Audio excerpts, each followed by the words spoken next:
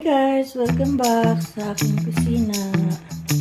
In today's video, magluto tayo ng paksiw na tilapia.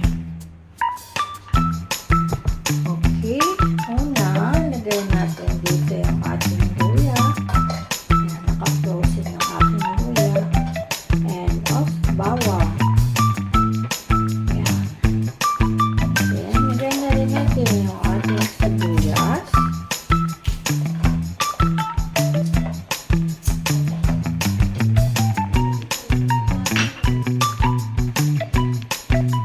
Okay.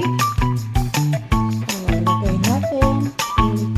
Sasapin natin yung ating ampalaya.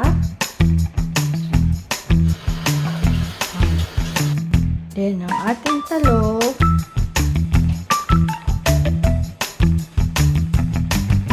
Then, lagay na natin yung ating tilapia.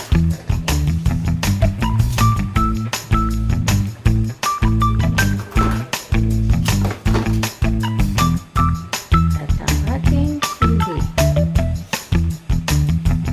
Black pepper.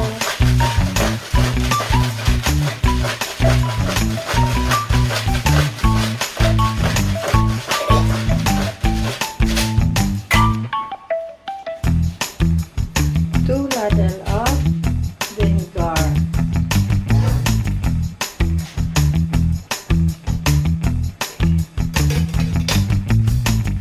And lastly, our salt.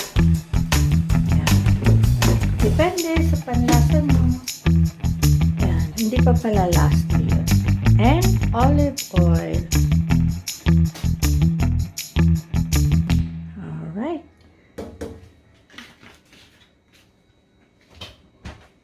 Okay, since mahilig dito sa sabaw, ilagyan natin ng boiling water. Ayan. And then, takpan natin hanggang kumulo. Ayan. Ayan, tingnan natin. Wow.